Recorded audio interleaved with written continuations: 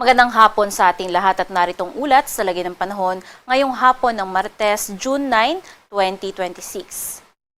Base nga sa ating latest satellite animation ay patuloy pa rin yung pag-iral ng ating southwest monsoon o hanging habagat dito sa may kanlurang bahagi ng Northern Luzon. Nagdudulot nga yan ng katamtaman hanggang sa kung paminsan-minsan ay malalakas na mga pag-ulan sa buong Ilocos Region, maging dito nga sa may Zambales, Batanes at Babuyan Islands.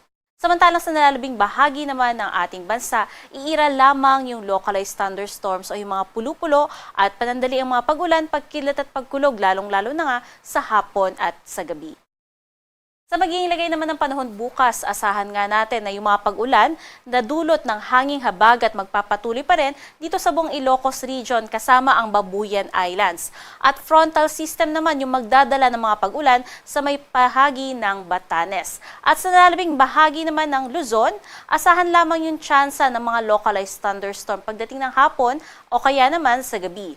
Agwat ang temperatura dito sa may Tuguegarao aabot ng 26 to 36 degrees Celsius at sa Metro Manila 26 to 33 degrees Celsius. Samantalang dito naman sa Legazpi 25 to 32 degrees Celsius.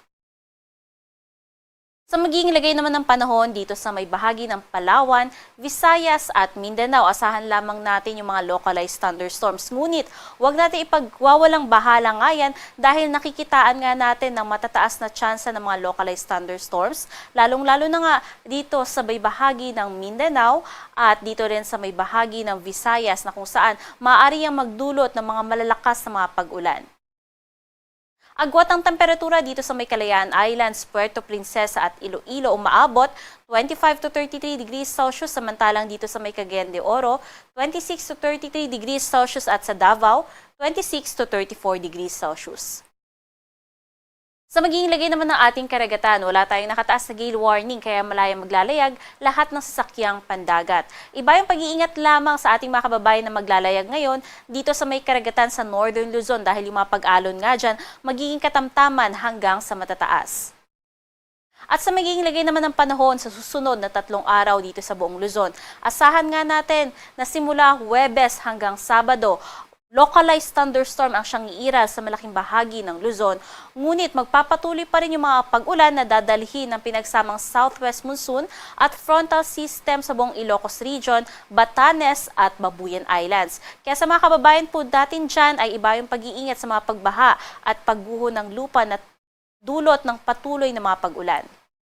Samantalang sa buong Visayas at Mindanao, asahan pa rin natin na iiral ang localized thunderstorm kaya generally fair weather. Ngunit, huwag pa rin po natin ipagsasawalang bahala dahil pagsapit ka ng Huwebes hanggang Sabado, mas matataas yung tsansa ng mga localized thunderstorm sa malaking bahagi ng Visayas at Mindanao.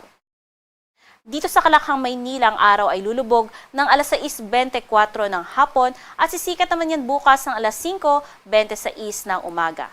Manatiling may alam sa lagay ng panahon at bisitahin ang ating mga social media pages sa X, Facebook at YouTube at i-search lamang ang DOST Pag-asa. At para sa mga karagdagang impormasyon ay bisitahin ang ating website pagasa.dost.gov.ph at panahon.gov.ph. At yan ang latest mula dito sa Pag-asa Weather Forecasting Center. Charmaine Varilla, nag-uulat.